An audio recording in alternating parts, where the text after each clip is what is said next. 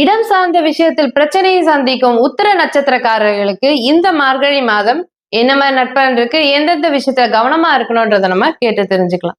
உத்திர நட்சத்திரக்காரங்களுக்கு இந்த காலகட்டத்தில் பார்த்தீங்கன்னா அதிகமாக எப்படி சொல்றதுன்னா ஒரு விளையாட்டு தன்மை என்பது இருக்கும். ஸோ மனசுக்கு பிடிச்ச விஷயங்கள் நிறைய நடக்கும்.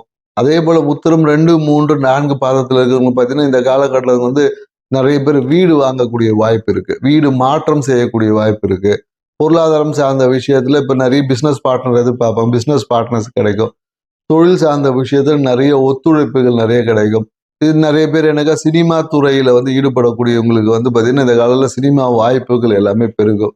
ஏன்னா இந்த காலகட்டத்தில் உங்க வாழ்க்கையில நிறைய மகிழ்ச்சியான விஷயங்கள் வந்து வரும் அப்படின்னு சொல்லலாம். ஏன்னா இந்த காலத்தில் வீடு குறிப்பா என்னன்னாக்கா வீட்டை சீரமைப்பது, வீட்டில் ஏதாவது ஒரு லக்ஸரி பொருட்கள் வாங்குவது, வீட்டு சார்ந்த விஷயங்கள் குறிப்பா என்னன்னாக்கா வாசலை அலங்கரிப்பது. பெட்ரூம்ல பார்த்தீங்கன்னா நிறைய பேர் கட்டில் மாற்றுவாங்க, கட்டில் மாற்றுவது. நிறைய பேர் கண்ணாடியெல்லாம் மாற்றுவாங்க, கண்ணாடி இல்லைன்னா கிளாஸ் வேர்த், இந்த கர்டன்ஸ் எல்லாம் இருக்குல்ல, வீட்டை அலங்கரிக்கக்கூடிய வாய்ப்புகள் எல்லாமே உருவாகும்.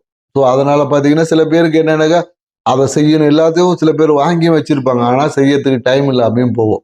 ஸோ இந்த மாதிரி ஆர்வ கோளாறுல நிறைய விஷயங்களை ஈடுபட்டுட்டு அதனால சில பணி சுமைகளும் அதிகமாயிடும். புரியுதுங்களா? வேலை சார்ந்த விஷயத்துல குறிப்பா உத்திரம் 2, 3, 4 பாதல இருக்கும். வேலையில பார்த்தீங்கன்னா ஒரு பொருளாதாரம் சார்ந்த ஒரு அழுத்தம் இருக்கும். பிசினஸ் பண்றவங்களுக்கு பார்த்தீங்கன்னா எதிர்பார்த்த பொருளாதார உதவிகள் கிடைக்காது. என்னன்னாக்கா இவங்களுடைய விஷயத்தை எல்லாமே இவங்க பார்ட்னர் வந்து எடுத்துட்டு போயிடுவாங்க. இவங்களுக்கு வந்து எதுவுமே கிடைக்காது. இவங்க வந்து ஏன்னா நான் இவ்வளவு தூரம் ஒர்க் பண்ண எனக்கு கிடைக்கல அப்படின்ற மாதிரியான எண்ணங்கள் தான் அதிகம்.